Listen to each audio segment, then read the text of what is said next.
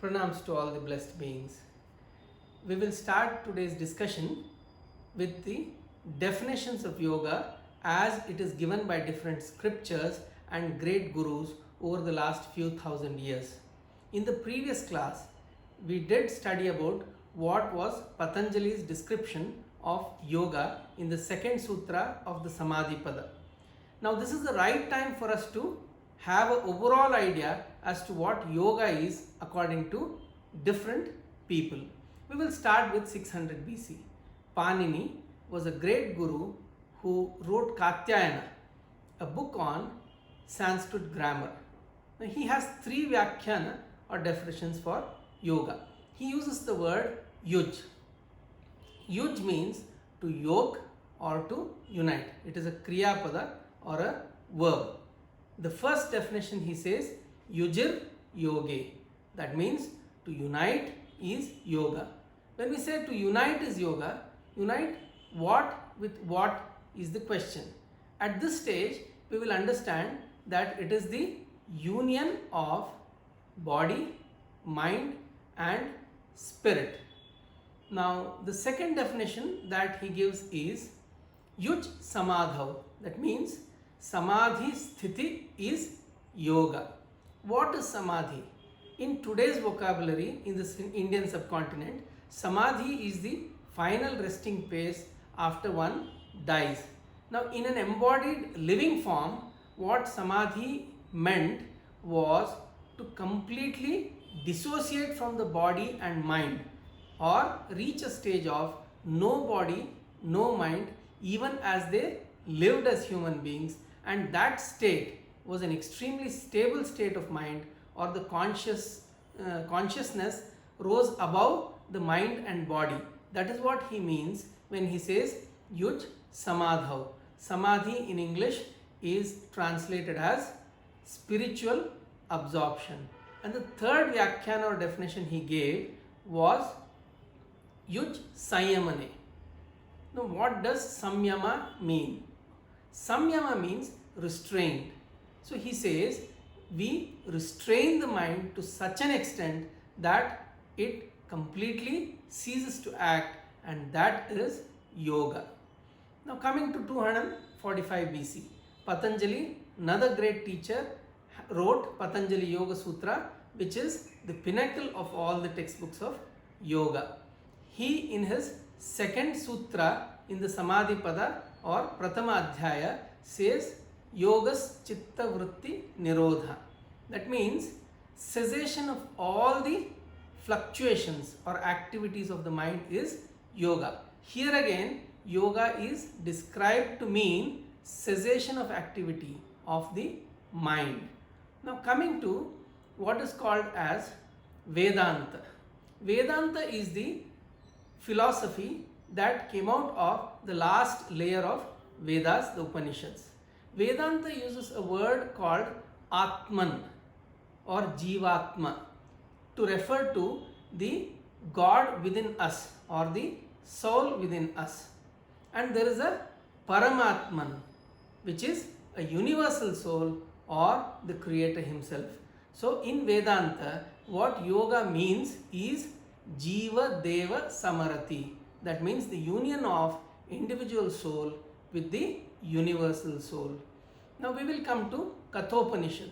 In Kathopanishad, they say there is a restraint that is required on the sense organs, what is called as nigraha of the sense organs, and once nigraha of the sense organs proceeds to have nishkriya of the sense organs. That means we completely dissociate the sense organs from giving any inputs to the brain, then the brain automatically calms down and it reaches a state of yoga. Now Yoga Vashishtha is another great guru in yoga. He has given a very beautiful definition of what yoga is. Manah prashamanopaya yoga ityibidhiyate. That means yoga is a technique of tricking the mind into silence or calmness. So he says that yoga is a technique that needs to be acquired. For what? For tricking the mind into calmness. Why do we have to trick the mind into calmness? Because left alone, mind doesn't want to get disciplined. Now this is what Yoga Vashishtha had to say.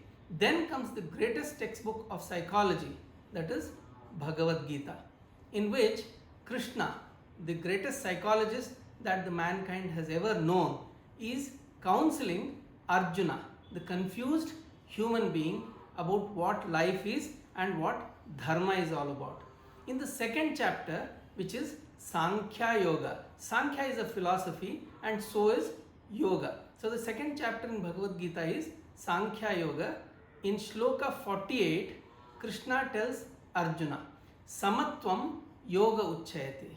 Now this is the last part of the shloka which is relevant for the discussion today, and hence we are concentrating only on this part. When he says Samatvam Yoga Uchayate, he means equanimity of mind is yoga. This definition again speaks about calming the mind and making it so stable and equanimous that it becomes unshakable. Now in the 50th shloka, there is a definition of one of the paths of yoga called the Karma Yoga. Karma Yoga is a path which uses external action as a means to attain yoga. He says, Yoga Karmasu Kaushalam. When Krishna says this, he means excellence in work is yoga. Utkrishtata is excellence. What he means is you do your duty with dedication and detachment. You then shall progress, shall be protected, and shall be provided. This is the definition of one of the pathways of yoga. Now we will come to the 6th chapter, Dhyana Yoga, the yoga of meditation. Here Krishna is telling Arjuna that you have to have a balance between your food, your recreation, your work and your sleep. When you create the right balance, yoga happens, and then yoga bhavati dukkha. That means yoga eradicates all the pains or sorrows. Now it can also be understood to mean that when you reach a state of mind in which you get detached so much that no sorrow can touch your mind, you have reached a yoga sthiti. If you remember, in our discussion during the first session on Patanjali Yoga Sutra, we were discussing about what are the qualities of a yoga sadhaka. One has to imbibe these qualities in order to even qualify for the examination to be a student of yoga. And the second quality that one had to imbibe was to have a deep urge to get rid of sorrows in life. That is the three tapas, Adi, Daivika, Adi, Bhautika and Adhyatmika tapas. So we begin as a yoga student to have this urge to get rid of them, and when we reach the pinnacle or the yoga sthiti, we are rid of all these sorrows.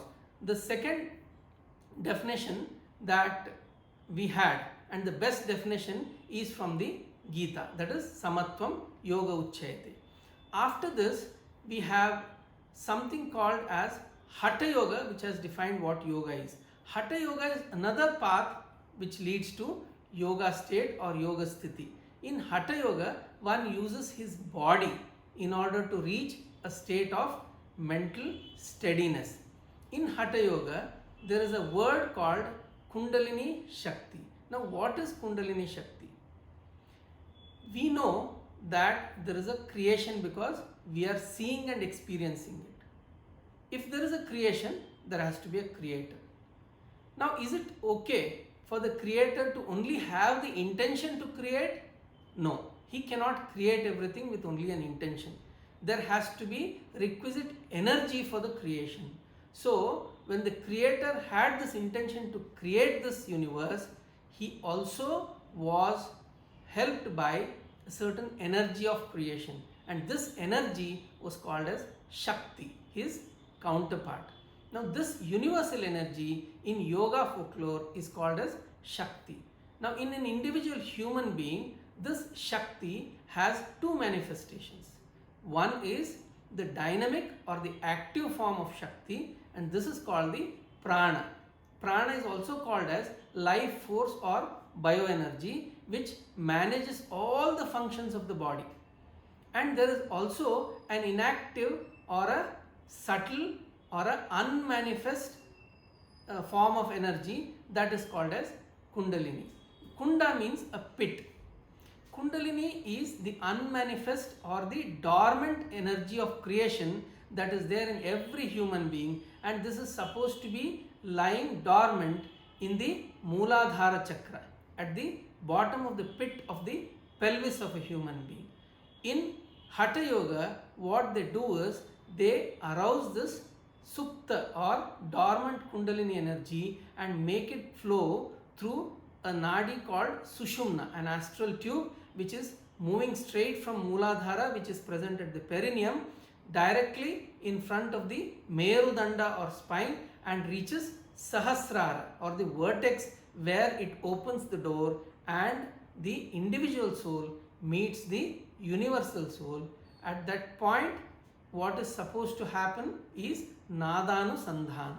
So in Hatha Yoga, the definition of yoga is to awaken the Kundalini and then reach Nadanusandhana. Hatha Yoga also ultimately leads into or paves its way into Raja Yoga, which is a systemic manner of understanding and controlling the mind to reach a state of stable mind. So ultimately, among all the definitions, we realize that the words may be different, the way they express may be different, but all mean to see that the mind has to reach a very stable or equanimous state which is not wavering or shaken by anything at all.